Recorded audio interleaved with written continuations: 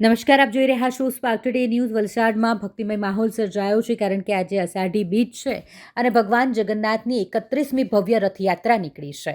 અષાઢી બીજના પવિત્ર અવસરે વલસાડમાં આધ્યાત્મિક અને ભક્તિમય વાતાવરણ સર્જાયું। વલસાડના ચીપવાડ વિસ્તારમાં આવેલ સુપ્રસિદ્ધ શ્રી જગન્નાથ મંદિરેથી ભગવાન જગન્નાથની 31મી ભવ્ય રથયાત્રા ખૂબ જ આસ્થા સાથે નીકળી। સવારના પહોરથી જ મંદિરમાં ભક્તોનું ઘોડાપૂર ઉમટી પડ્યું હતું ને જેનાથી આખું વાતાવરણ ભક્તિમય બની ગયું હતું। રથયાત્રાના પ્રારંભ પૂર્વે વહેલી સવારે મંદિરમાં વિશેષ પૂજા અર્ચના થઈ, મંગળા આરતી થઈ અને ત્યારબાદ ભગવાન જગન્નાથભાઈ, બલરામ અને બહેન સુભદ્રાજીને વિધિવત રીતે રથમાં બિરાજમાન કરવામાં આવ્યા અને વલસાડના સાંસદ ધવલ પટેલ, ધારાસભ્ય ભરત પટેલ તેમજ ભાજપના પ્રમુખ હેમંત કંસારા ખાસ ઉપસ્થિત રહ્યા હતા। રથનું પૂજન કર્યું, ભગવાનના આશીર્વાદ મેળવ્યા અને પછી રથયાત્રાને પ્રસ્થાન કરવામાં આવી। મોટી સંખ્યામાં સ્થાનિક અગ્રણીઓ અને ભક્તો આ રથયાત્રામાં જોડાયા હતા। જય જગન્નાથના નાદથી આખું શહેર ભક્તિમય બન્યું હતું।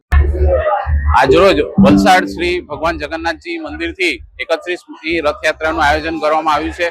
સમગ્ર જગતના નાથ જ્યારે ભગવાન જગન્નાથ સ્વયં નગરચર્યા નીકળે છે ત્યારે ખૂબ મોટી સંખ્યામાં ભાવિકો આ રથયાત્રામાં જોડાય એવી મારી સૌને નમ્ર અપીલ છે। તેમજ આજે અષાઢી બીજ એટલે કચ્છી નવું વર્ષ છે, તો તમામ કચ્છી મિત્રોને પણ મારી નવા વર્ષ નિમિત્તે ખૂબ ખૂબ શુભકામનાઓ।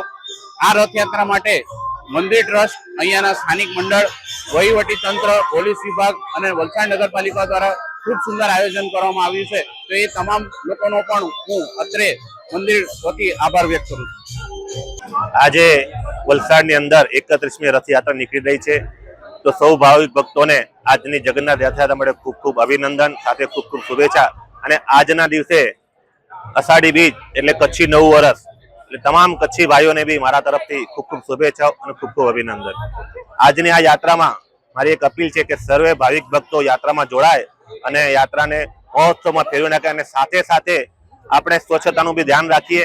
એ સ્વચ્છતા જે આપણું તંદુરસ્તી ટકાવશે। એટલે દરેક ભાવિક ભક્તોને વિનંતી કે રોડ રસ્તા પર કંઈ કચરો દેખાય તો આપણે કચરો વણી લઈએ અને સ્વચ્છતા કરીએ।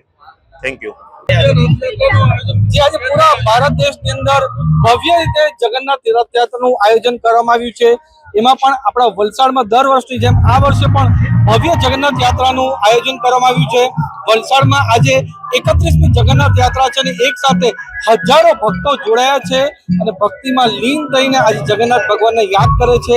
આજે આપણે બધા સાથે મળીને જગન્નાથ યાત્રામાં જોડાયા અને જગન્નાથ ભગવાન આપણા વલસાડને આ જ રીતે સમૃદ્ધિ અને વિકાસ આપે એના માટે બધા પ્રાર્થના કરીએ।